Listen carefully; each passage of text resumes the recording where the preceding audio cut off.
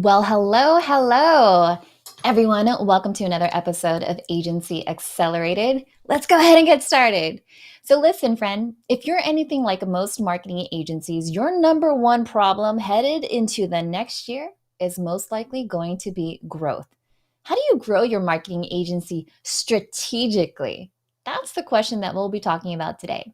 And in fact, in a previous episode with Lee Goff, one of my favorite episodes, we had talked about how to lock in a foolproof sales system so that the traffic and leads that you get today easily convert into prospects and customers for tomorrow. But let's be honest, increasing your sales is only a part of the solution. Hiring and staffing is another critical component. And we've also talked about that in one of our agency accelerated episodes about team structure, right?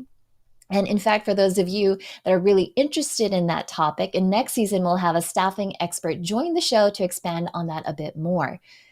But the thing that we're going to talk about today, the third component to really solving the growth dilemma that we're going to really nail on today is mindset. Do you have the right approach and mindset to successfully grow your agency? That's what we're covering in today's episode of Agency Accelerated.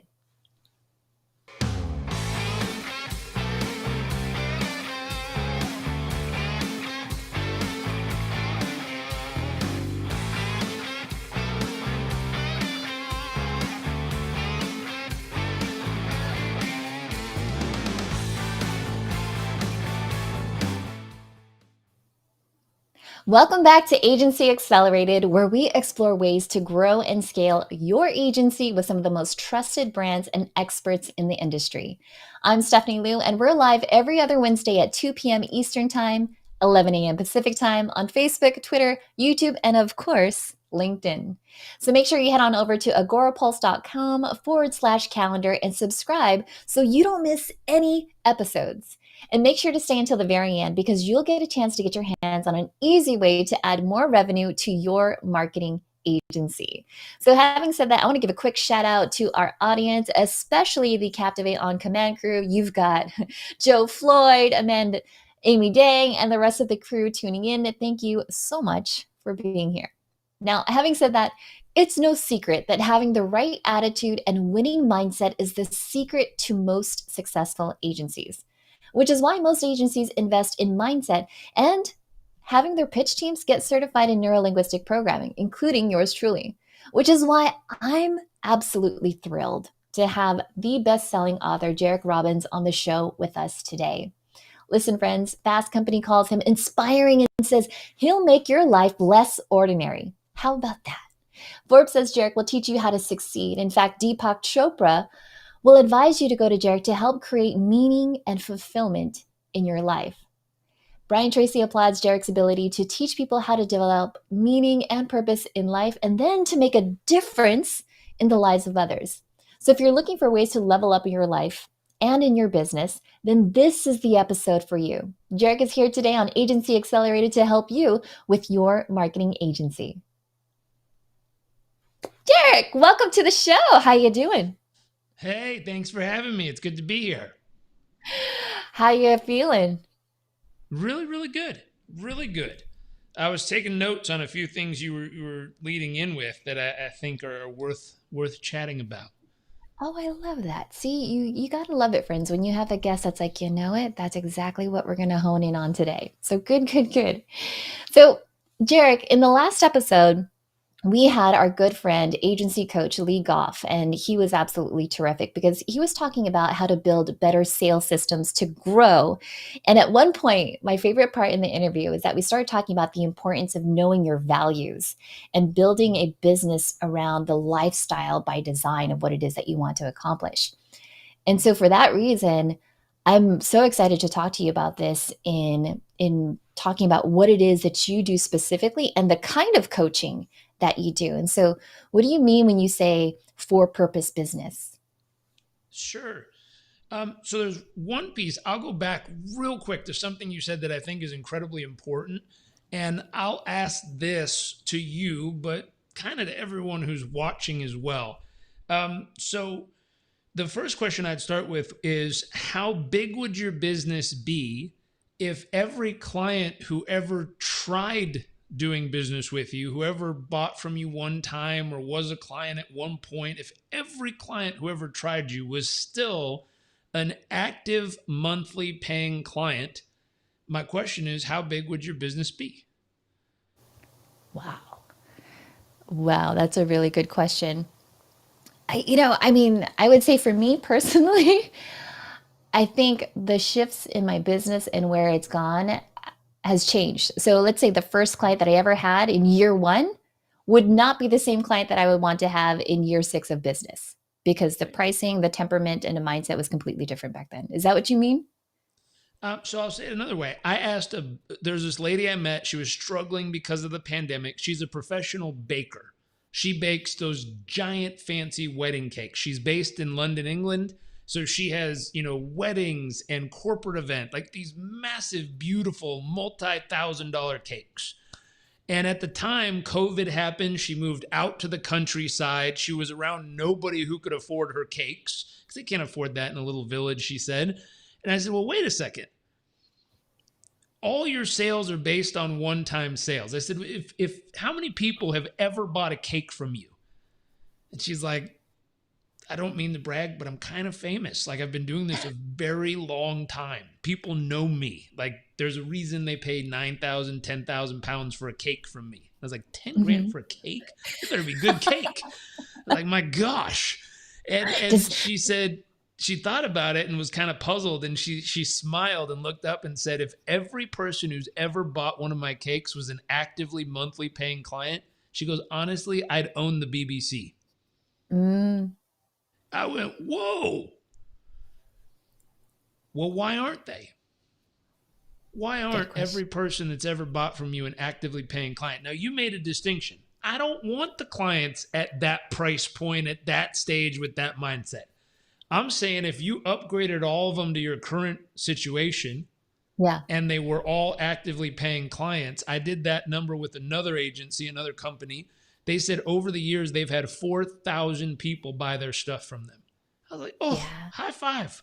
Great job. 4,000 people. That's amazing. It's like, okay, Yeah. 4,000 humans. I said, what's your average monthly package you sell? And I forget the exact number, but let's say it's $1,000 a month. So I said, okay, 4,000 times 997, that's $4 million a month of recurring revenue you'd have right now if they were all actively paying clients. Mm-hmm. And they were like, well, I don't think I could handle 4,000. I'm like, different problem. But let's handle the real problem. Why aren't they still actively paying clients? The good ones, Yeah. not the pain in the butts, not the people we fired, but the good ones. Why aren't they still doing business with you? Yeah. Oh, that And when is we a really stopped good. and paused, this circles back. This is a question worth thinking about at least once a week for about 30 minutes. It's worth writing down and saying, why are people quitting me?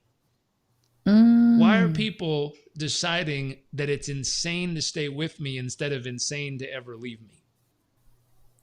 wow. That's a good Why are one. people making that distinction? What's the difference that would make the difference that would cause it to become insane to ever leave? Yeah. Thank you, I producer mean, Mike. man, I must have hit a good note on that one, I think you did, Jared. You right? What's the absolutely love it. difference that would make the difference that would cause it be insane to ever? To ever not do business with you. Yeah, absolutely makes sense. Let's go ahead and check real quick because I think the camera froze. So, Mike, if you want to pull them off real quick, awesome. And then when you notice on your back end that it's working, we'll go ahead and hop back to it. So I want to give a quick shout out to our live audience, Gary Ware. He says that he's super excited. Gary, thank you so much for joining us. So happy to have you here. For those of you that are just tuning in, we're talking about mindset and how it applies, especially to the agency. And Jared just posed this question of why aren't your customers, the ones that you first work with, why aren't they still your customers today? What's the difference that's going to make the difference for them to actually work with you? So, what is it that you have to do to keep them interested? So, let me go ahead and see. Let's find out, producer Mike, what's going on. If you want to hop on camera, that's cool too. Oh, Yuvi is here. Hey, Yuvi. Yuvi, I think you're really going to love this episode. Yeah, we were talking about um, if you were to have all the customers that have ever worked with you, Yvi, for all the businesses whose lives that you've changed with systems and structures and all the different things, if they were still with you today, how would that change your life? Would you still be doing what it is that you're doing today, or would it be completely different? And so when Jairek had asked that question again, I was like, man, if all of if all of the clients that I've done live video production for, if I was still working with them for every single live production, therefore after that, and still doing full service, I would probably have a lights, camera, live studio here in San Diego. And what I mean by that is an actual production warehouse where I could have different sets. That I think would be amazing. I think that would be legit. And the reason why I don't have that is because there are certain responsibilities in having a big production studio that I don't think I'm ready to have yet, which I think he was trying to bring to that point too. Mike, if you want to hop on, I'm looking at the guest chat, by the way. UV is saying because my services changed and didn't apply to them anymore. That's the same thing that I had said too, UV. I was like, the clients that I had in year one of my business wouldn't be the clients that I would want to work with in year now of my business. And it's probably because back then I had lower price points. But let's say if you put aside the PETA clients, and you know what that means, the pain in the clients, Yep. and you put them off to the side and you kept the good ones, how would that change what you're doing right now? Mike, you want to pop on screen? Because Oh, looks like he's coming back. oh, great. Well, that's always fun. There you are. I have never put so much energy into the world that I blew myself off the internet over here. Listen, Jack, it was so good. It was such a knowledge bomb. We had the sound effect, and then people had to marinate on your question just a little bit longer to really think about the impact. And it was such a profound knowledge bomb that it kicked you off because people were like, no, that's it. You are done for the day. You need to go to your whiteboard and write down exactly that question that he just asked you. I mean, I literally I heard the sound, and then my internet went, poof, and I was like, whoa! I just got a strike of lightning over here that blew me off the web. But I'm back. Thank you. Awesome. Good. Well, let's recap real quick because we've had a few live viewers hop in and they were like, what do you mean? What do you mean what would change my life if I still had all the customers today? And what's the difference that makes the difference? How do they actually find out what's the difference that will make the difference? A couple ways. One is a process I was taught by a business mentor of mine that's called thinking time. And what I mean by that is taking a pen and paper, and it's not a keyboard and a mouse, it's a pen and paper to get it out of your mind. And you're going to sit down in a quiet place with zero distractions, flip your phone over, turn off all the noise, and set a timer for 30 minutes. And for 30 minutes, repetitively answer, what do you believe the difference that makes the difference is for clients choosing to do business with you or clients choosing not to do business with you? What is the one thing that actually makes the difference in them making that choice? And if you spend 30 minutes writing and writing and writing and writing, you will get some really thoughtful answers. I would narrow it down to your top 5 and then take those and go ask. Ask your clients. There's nothing worse. And this makes sense in relationships. And I always use an example. It's kind of funny. Is there anything worse than someone who gives you everything they imagine you want except for the one thing you actually wanted? Right? Because you're like, they're trying so hard. Like, look, they're really putting in the effort, but my God, all I want is this. And they gave me everything except for this. You don't want to do that in your business.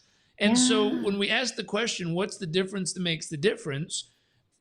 Brainstorm 30 minutes of thinking time and then take the answers, narrow it down to top 5 and go ask your clients, are these the things that make the difference? Put them in order for me. Which ones matter most? Or if there's something not on the list that makes the difference, please add it for me so I become aware of that. And now you know what to optimize for. Now you know what to fine tune. The other part of this thought, just to bring it back together, then we'll go into mindset. But the Yeah. other part of this thought that's important is if every client was still with you, whoever tried you, most of our businesses would be really big, really big. The other piece of that is most of us are obsessed with business growth instead of business success. And what I mean is a successful business is a highly sustainable, profitable business that continues to deliver exceptional world-class results. Most of us are not focused on that. We're focused with how do we make a bigger business. Yeah. I had a recent client come on, and we do this whole thing when we teach people of the difference between a big business and the difference between someone who has a business that's making them rich. And we compare and contrast the two. And I always give some examples where right on one side of the board, they have a $30 million business. This side only has a $1 million a year business. I'll stop there. Which one do you want? And most people go, shoot, 30 million a year sounds pretty good. And I go, okay, let's keep going with the story. This one has $29 million of expenses per year. This one only has 500,000 of expenses per year cost of goods sold. Then we go down and I'm like, okay, now which one do you want? And they're like, well, the big one still makes more money, so I'll take it. And then they go, oh, then we put the expenses in and we keep going. We get all the way down to net profit. And the small business lands up with, let's say, $400,000 in net profit. And the big business lands up with $50,000 in net profit. And I go, okay, which one do you want? Yeah. And they go, whoa. And I say, let me phrase this a different way. A $30 million mountain is a really big mountain to have to climb to only get to keep $50,000. Yeah. Oof, that's a lot of brain damage you have to go through to keep 50 grand. My God, go get a job for 100 grand. You'll make double the money and probably have half the work to do. That's true. You probably have a company matching 401k too. Totally. What are you doing? Why would you hurt your brain so badly to try to make 30 million bucks and only keep 50 grand? And that's the obsession of growth, the obsession of more, the obsession of bigger is better. It's not true. One of my mentors told me most businesses choke to death from indigestion. They don't starve to death. Wow. Can you wait? No, I snap. needed a sound effect for that, but I'm terrified. I don't want you to get kicked off Do the not internet. blow me off the internet with the sound effects, please. Right? Yeah. I'll say it again. Most businesses choke to death from indigestion. They do not starve to death. Now, that's not fair to say to startups. Startups could starve to death if you don't get enough traction. But a business that has momentum, it's working. The bigger danger is choking to death, trying to handle too much business and losing customers and pissing them off and causing them to hate you and leave.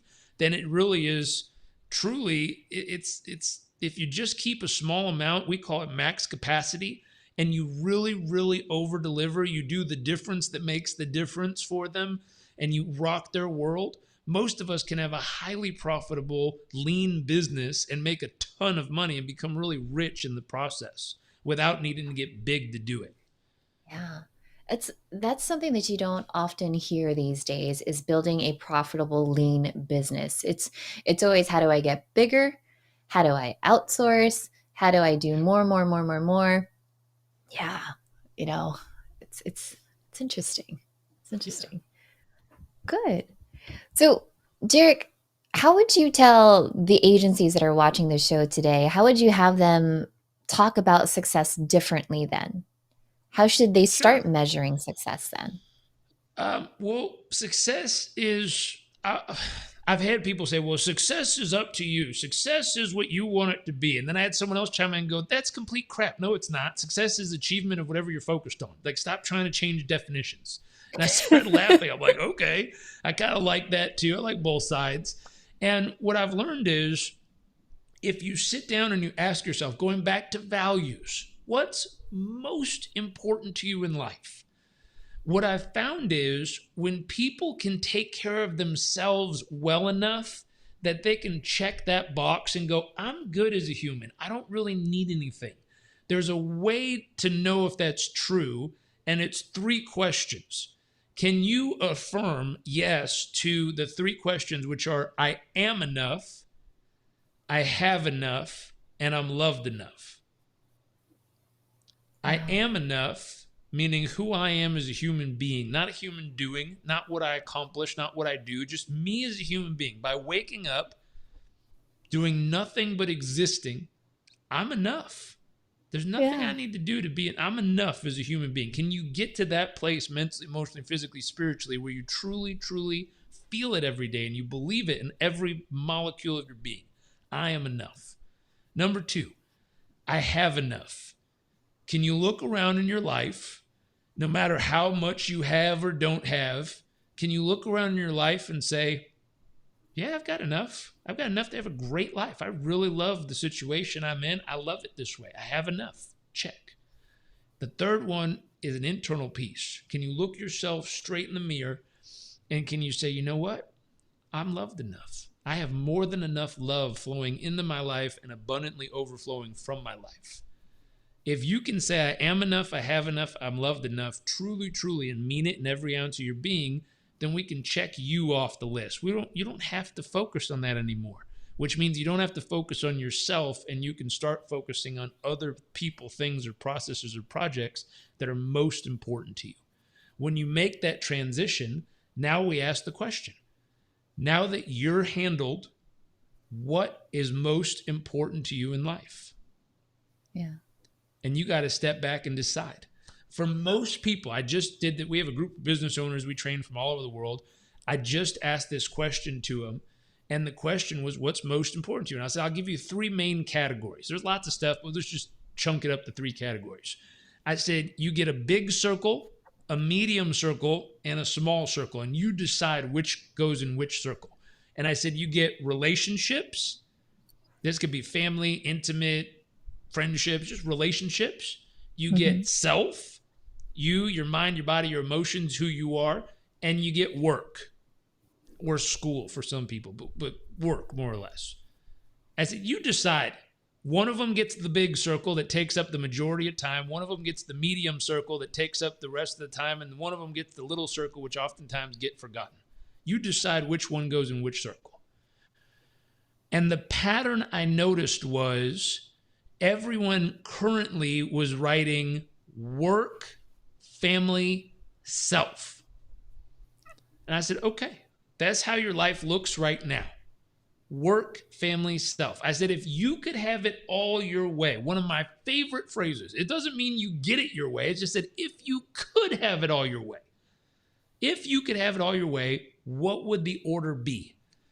And unanimously, this group from 9 countries around the world, business owners from 100,000 a year to 48 million bucks a year, all of them said, if I could have it all my way, it would be family, self, and then work. But I would make enough money from work that I'd easily be able to cover everything I wanted to do and how I want to live. I went, ooh, that's important. Yeah. And so that's a big question. How do we have to set up our business so we can live true to the values we have? How do we build a business that allows us to live the life we want to live? And so this concept of success is, can you build a machine that provides the life for you to go live instead of living your entire life in the machine of your business, just trying to make it work? I love that. And I said, okay, we got to build a better machine if you want that kind of freedom from it. Meaning it's got to work. You need people, processes, dashboards, way to measure to make sure everything's working without you having to physically be there. We need to know how to create lead acquisition, lead conversion, how to identify what max capacity is so you stop going over it and screwing up your clients. You got to have your North Star. You have to have mile markers to know if your team's on track or off track at different points. You got to know your daily habits and rhythms. I mean, these are basic stuff, but you got to put all of these in place. And when all this is in place, I think it elevates you from an operator up to an owner, where all of a sudden you're owning a machine that's working for you instead of you working for the machine. Yeah. Yeah. I love that. I was waiting for my sound effect. I'm scared though. I'm scared. I'm like terrified. I just felt like No. You know that thing at the fair where you hit it and it like goes up and Yes. hits the ding. I was like value bomb. I hit it and it went like. No, it was more I like was that like, was so good. And I was soaking in it and I was looking at the comments and I was like, I swear, my goodness, if the tech gods were like, well, there's the sound effect. We got to do something. I'm like, no, come back, Jared, come back. That was good. It's, I love that you use that metaphor and the different circles. And it reminds me very much of, you've probably heard this metaphor too, where they talk about the rocks and the gravel and the sand, and you have a container and how you're going to fill it in first. And so as you're describing the different circles, that's exactly what I was picturing in my mind was how are you going to fill that up and how are you going to build a business for that. And even when you were talking about the machine, I don't know about you, but I'm a big sci-fi nerd. I was like, the machine, the Terminator, who's in control, right?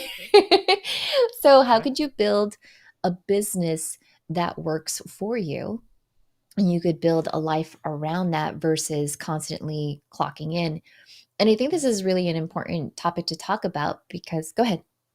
If you turn that around, I'll show you the place to start. If you take out your calendar and Yeah. we just did this with all our members. We gave them a whole template we created, which is called a time budget. So we know about creating financial budgets where Yeah. hopefully you don't take last year's expenses, divide by 12 and put it in every month. That is not a budget. That's a fairy tale of nonsense. You need to actually do a proper budget, which is allocating the percentage of growth compared to budget.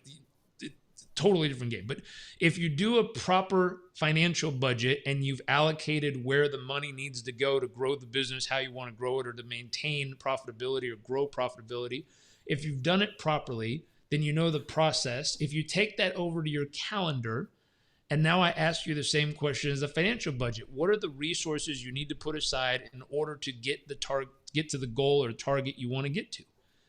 Now, most of us fail to do this. We don't take out our calendar and say, okay, here's how much goes to each category.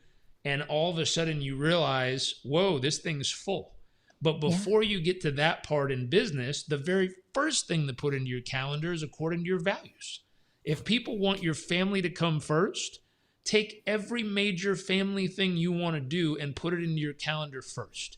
If self is going to come second, take all the things you need to do to be your happiest, healthiest, strongest, and most fulfilled self and put those in your calendar second. Then, with whatever's left over, say, okay, do I have enough left over for business that I can actually make the progress I want to make? And the answer is yes or no. If it's Yeah. yes, high five yourself. You've got a plan. If it's no, then you got to ask a question, which is, what am I going to give up in order to go have the progress I want? And I either need to change the progress I want and say, okay, I'm not going to get as far as I thought I would this year because I'm giving more to myself or family. Or you got to take something away from yourself or family and give it to the business. And so Mm, I always say, I like planning my family first, then I plan myself. Then I use what's left over to say, how much progress can I make with my business with that amount of time? I love that. I love that. I can't tell you how much, every time I get a new planner, it's birthdays, anniversaries, weekends. And then now that my daughter goes to school, she's 6.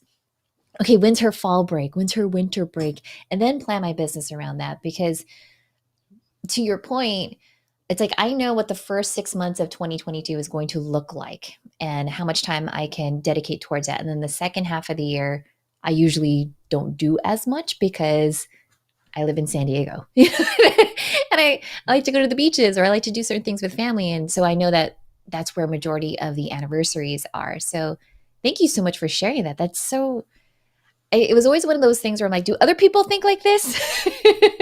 Because more often than not, I feel like when we're starting our agencies or entering into our careers, we're surrounded by other people's values, beliefs, and attitudes of what success is. And success means working on Thanksgiving. Success means working on Black Friday so you could make bigger sales and all the different things.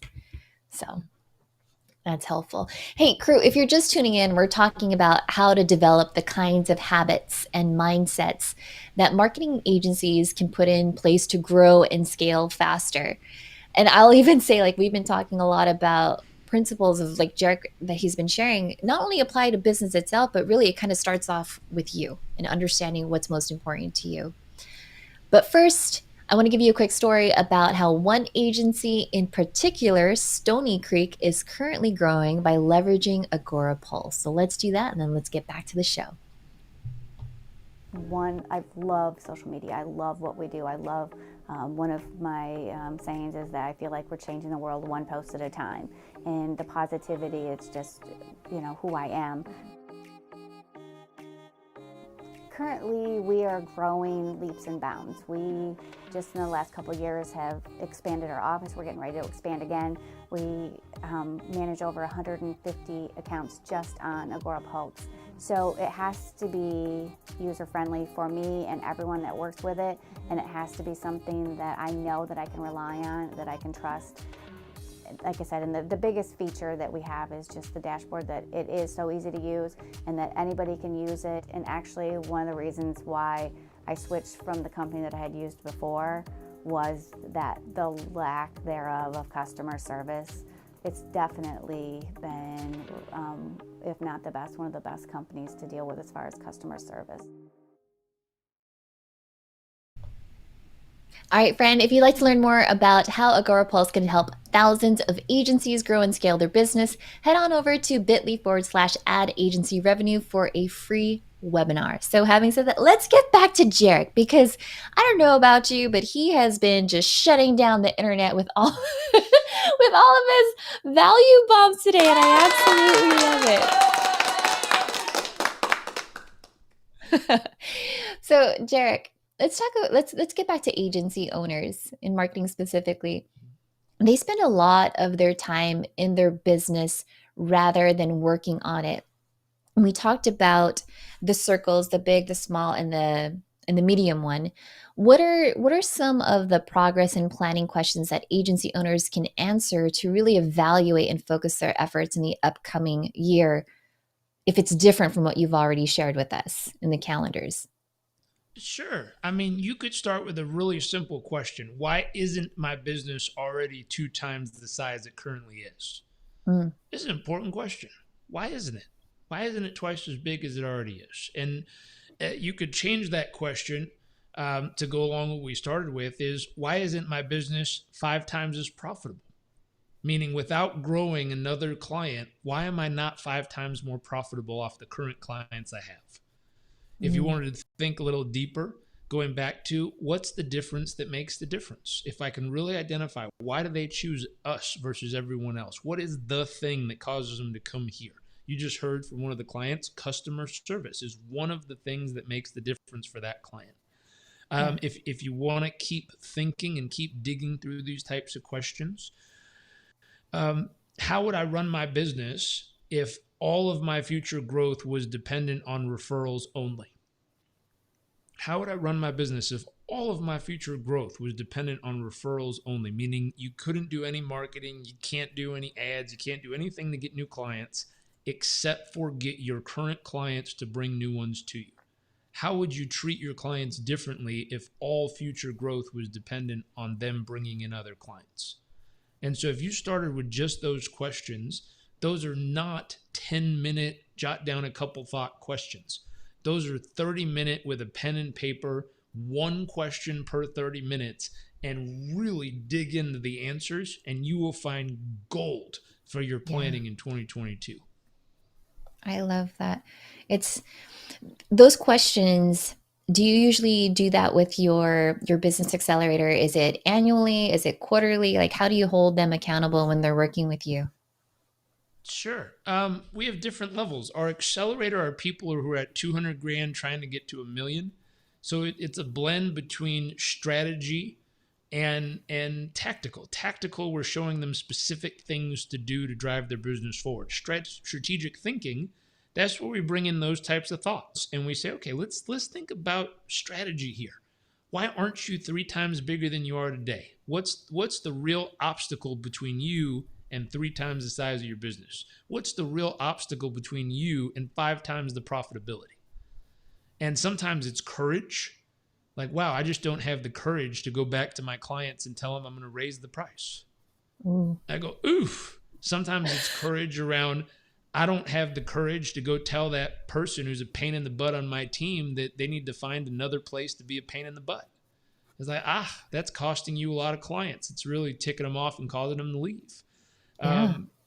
So there's things like that come up where we find the real obstacle that's in the way. One of the biggest problems is people oftentimes solve for the symptom and not the root cause. And I love it. so, yeah, the symptom, right? Here it comes. The symptom is I don't have enough customers. The root cause is I haven't created something that's irresistible. Oof. No one wants to hear that. Everyone's like, no, my baby's beautiful. I'm like, there's some ugly babies out there, right? I hate to say it. Luckily, my kid was beautiful. I know your kid was beautiful. We were blessed, but there's some ugly babies out there. And no one wants to hear that their baby's ugly, but it's true. And sometimes people have built a business that kind of has something a little ugly to it that people don't want to tell them because everyone goes, oh, it's kind of cute. And they use other words. But the truth is, maybe their peer group doesn't have the courage to tell them, you need to clean this up. This is not what people are dreaming of, or you're promising one thing and delivering not that. And you need to clean this up. And if you do clean this up, all of a sudden, these clients love you and they think this is amazing and they think it would be insane to ever leave. And so as we dig through that, it's a combo between strategic thinking, which is solving the root causes of what's really going on, and then tactical. How do you map out a week of your life? What does the worksheet look like? And how do we map out your calendar? How do we say this is what fits and everything else is not yet? We use a system called majors and minors. It's a reflection of OKRs, and it's really simple. If you look at your time, most businesses can handle probably 2 main things, maybe 3 kind of secondary projects, and that's it after day-to-day business. And so you have them pick and prioritize where they're going to invest their calendar space per quarter. And so we have them do that in advance. We have a scoreboard that we have people track their revenue, their expenses, their net profit, and their giving. I think giving is a major component of business. Going back to your very first question is, what is a for-purpose business? It's a combination. I think of imagine the brain of Wall Street. Money, money, money, that kind of stuff. Yeah. Piles of profit, piles of it. People go, oh God, life just isn't about money, Jairek. I go, I know, I don't think it is. Listen to the rest of it. So piles of profit on one side. On the other side, my first job was in our family's nonprofit. I lived in a village in Uganda teaching organic farming for free for 4 months just to help people. I love helping people. Our company, I'm blessed. We were able to rebuild an entire village, 18 homes, a school, and a church in Fiji this year that got devastated by a cyclone earlier this year. We funded the whole thing with our partners. It was amazing. We last year rescued 24 kids and women and children out of sex trafficking. We love to give back. But in order to do that, we start with the brain, which creates piles of cash flow and profit. Then we take that over to the heart and we reinvest it in the people and projects that actually matter in the world, matter to us, things we care about. And we don't just give it to big organizations that are nonprofits. We give it directly to the people who need it in the time of need. And so we love that part. And the for purpose, my friend Adam taught me this, is when you take those 2 circles like a Venn diagram and you overlap them, and you have the brain of money, money, money kind of Wall Street stuff, and you have the heart of a nonprofit world, and you overlap those 2, the place in the middle that goes overlap, that place is the for-purpose business model that we work within.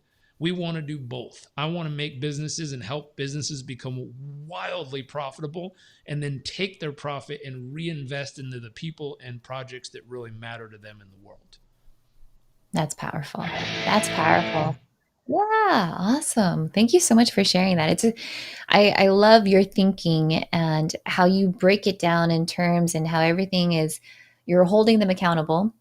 You're understanding their values. You're making sure that they're congruent, really, in everything that they're doing, because there has to be a purpose. And so that the for-purpose business, the way that you explained it, just perfection. So thank you, producer Mike, for the sound effects. always, always for the par. All right. So agency accelerated friends, we're getting close to wrapping things up with Jairek. And so if you've got questions, when would now be a good time, right? So I've just got one more question of my own that you definitely don't want to miss. But before we do that, I want to give a quick shout out to Yivi, who has been tuning in and saying that she goes through a couple of these exercises that Jairek mentioned regularly. And so it's really important for her as well. Good. I love it. Let me see who else is in here. We've got Gary Ware. Awesome. Juan Santiago. Thank you so much. Good. All right. So let's go and bring back Jairek, Mike. So, Jairek, we've been talking about measuring success, what that means, aligning values, becoming congruent in all it is that we do, and also giving back, because it's not always about profits, right? But what we're doing with that, how are we leaving a lasting legacy while we're here and at it? But all of that, I would say, requires the right mindset and attitude, right? So, what are your top 3 tips for marketing agency owners to help them attain a growth mindset? Number 1, buy the book Growth Mindset and study it. Don't just read it, study it. Study every chapter. Study how to apply it in your own life. I have a simple philosophy, which is figure out what you want, step 1. Once you're clear on that, learn everything you need in order to actually get that result. Go study it. Create your personal PhD plan. I had a roommate on semester at sea. His name was Bradley. And when I met him, he was really cool and flowy and this awesome dude. And I remember asking him, like, oh, like, what do you study? And I study psychology. How about you? And he's like, man, I'm getting my degree in love. Oh, wow. And I looked at him. I'm like, Okay. you can do that? And he's like, yeah. I'm like, where do you go to school? He said, Berkeley.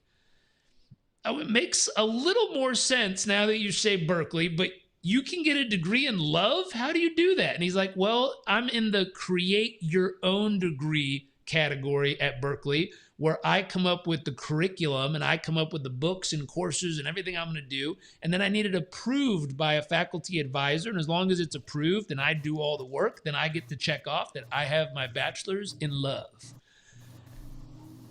I was like, okay, I didn't know that was an option. No one told me you could do that. And so I was wildly impressed. But then I took Bradley went on to become a lawyer. Now he works in Los Angeles in law. So it's a very smart guy. But I took that concept and I went, wait a second. No one told me I could do that back then. But now that I know, what are the things I would like to have a PhD in life? And I sat down and I said, I'm going to create a 10-year curriculum, 4 years for the bachelor's, 2-3 years for the master's, a couple years for the PhD. Let's say 10 years. I'm going to create a 10-year curriculum for myself to master this subject. And so I've done it.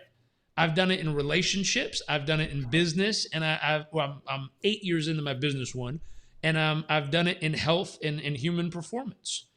And so what I would say is, instead of just reading the book, if you really, really want to master your psychology, what if you created at least a bachelor curriculum, a 4-year curriculum on mindset that you were going to study, perfect, read, and practice? And so the first step is learn it. Learn everything you need to master this subject. Number 2 is live it.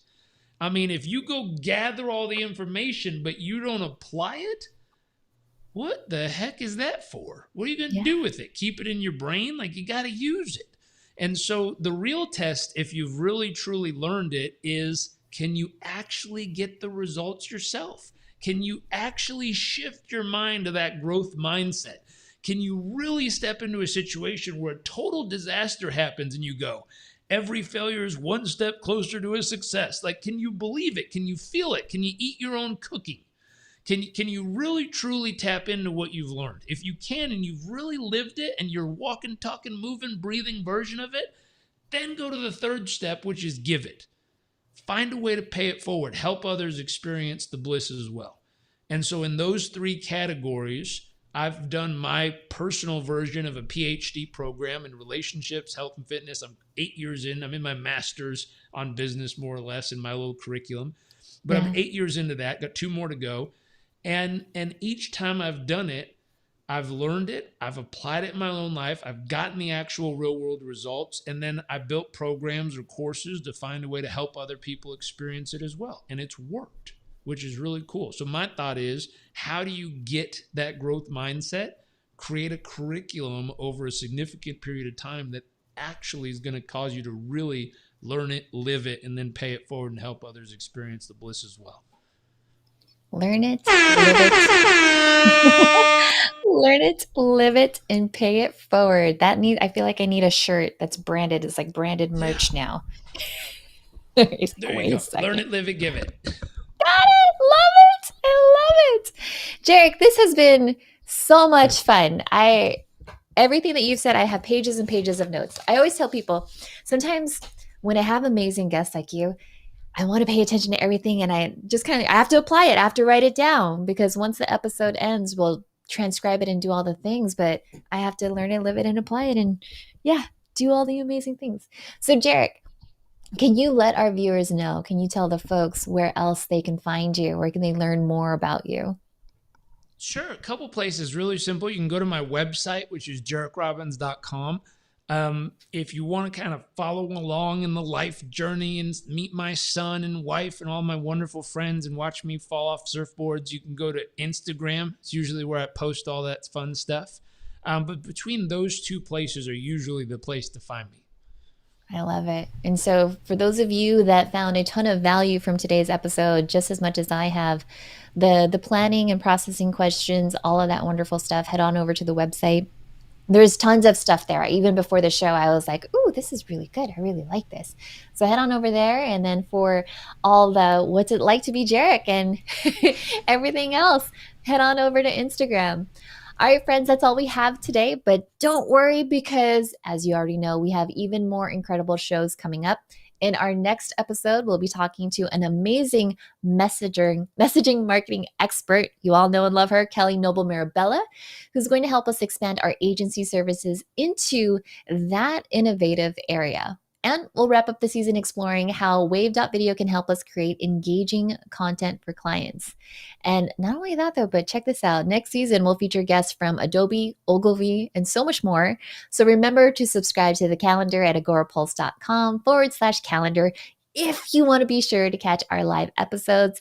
And if you enjoy podcast listening as much as I do, remember that Agency Accelerated is also available on all podcast channels, including Apple Podcasts, Spotify, and Amazon. So subscribe, leave us a review, let us know what you thought, especially of this episode, and we'll catch you next time. Thank you so much, everyone.